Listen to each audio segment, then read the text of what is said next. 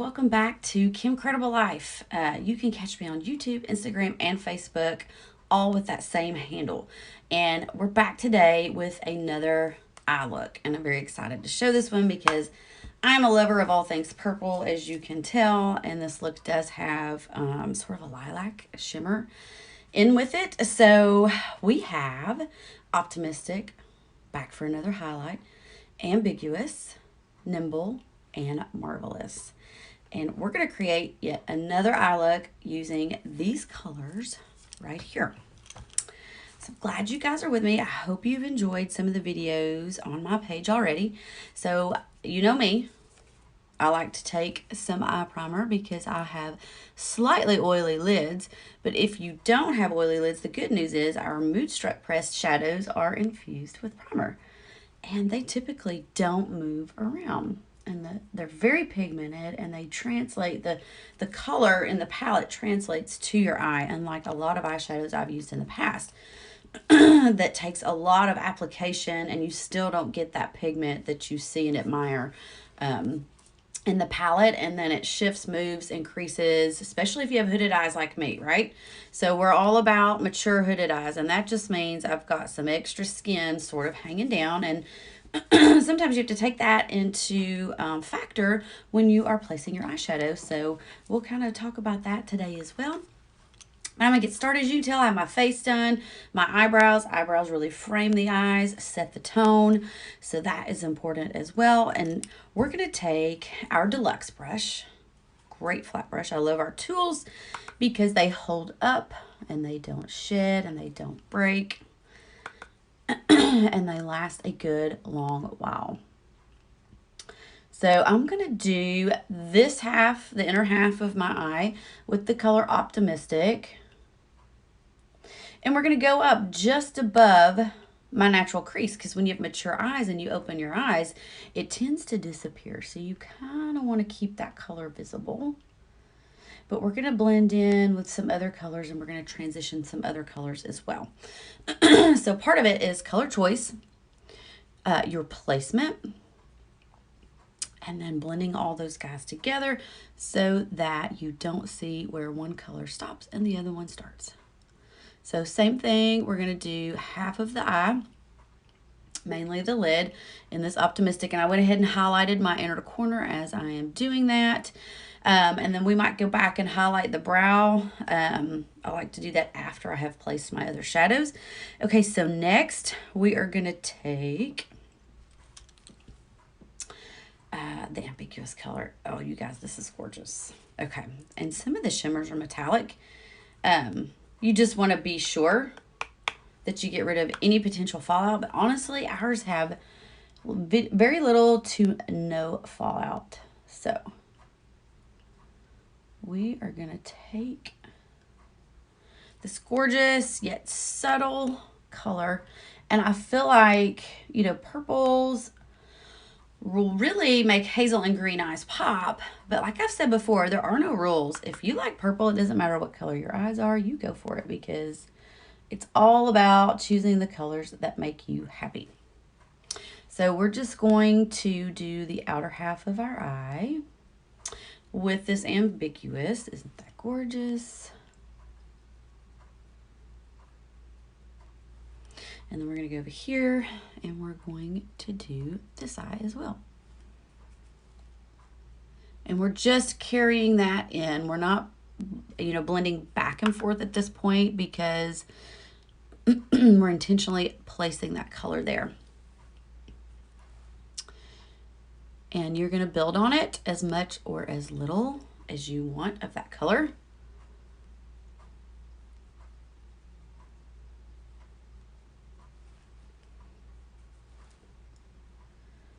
Go back here and look at that soft shimmer. Look how those two colors really complement each other in sort of popping and making your eyes appear open. And then when we get into our transition and our outer corner, we're going to really amp up that appearance.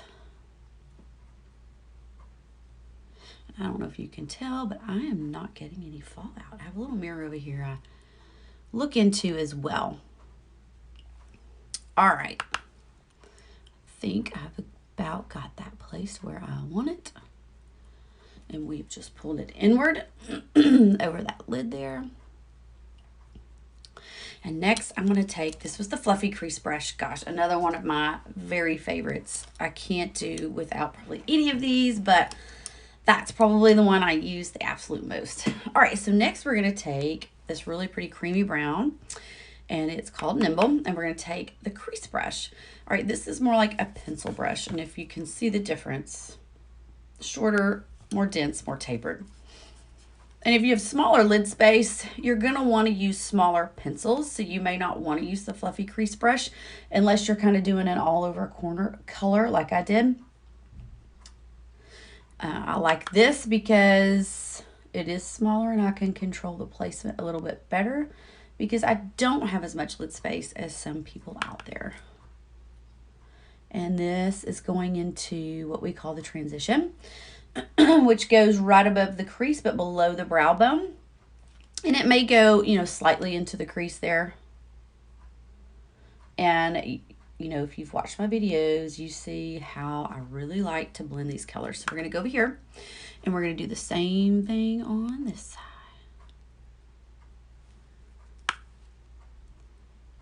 And I am just following that transition once again. And if we mess up, if we make a mess on the outer corner, I've got a cleanup trick for that, so no worries there.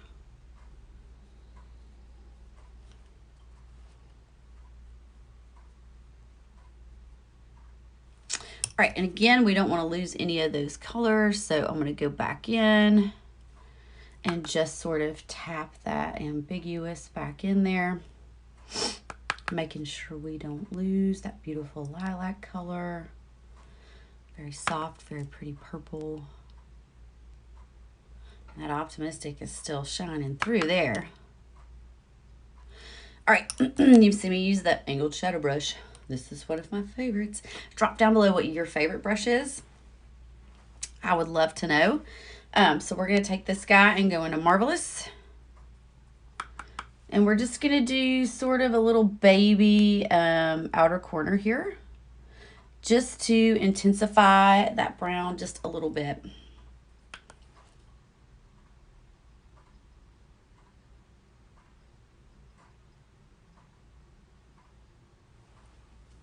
Look how that pops and opens that eye up. And then we'll just sort of blend that into the Nimble very nicely. And then we're going to go over here and we're going to do the same thing.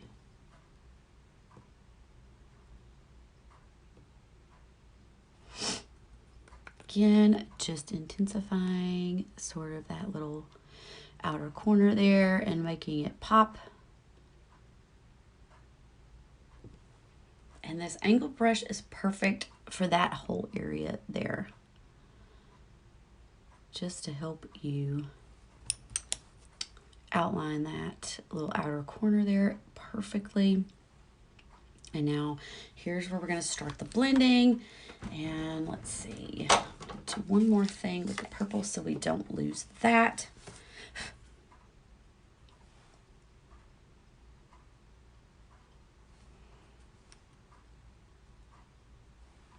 Very nice. We're going to go over here, and all I did was I just took the tiniest bit of setting spray and I wet my brush, because that we do not want buried in with the other colors and we want it visible.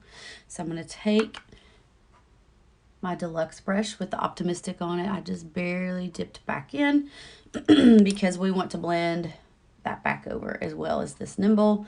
Just again, taking what's left on your brush and doing a little bit of focal blending.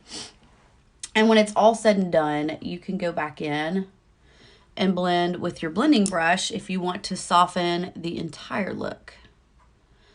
I think I've just about got it right where I want it. I think that's perfect. We just need to go back in with that optimistic so I don't forget. And we're just going to highlight. Again, this is just really opening that eye up for us. And then to pull the pieces of the puzzle together, we're going to add some mascara, and that's really going to tie this entire look together. So I've already highlighted the inner corner because we're balancing the light and the dark. And we've got lighter colors here, darker colors in the outer corner there, which is super important, especially when you're dealing with mature eyes, smaller lids, closed up lids, things like that. All right. Beautiful. And if you made a mess, we're going to do a little cleanup trick. I like to use the cream shadow brush and a little bit of concealer, okay? And I just want to sharpen that outer edge up just a hair. Make sure you swipe your brush off because you don't want to get eyeshadow on it if you've made a pass or a swipe already.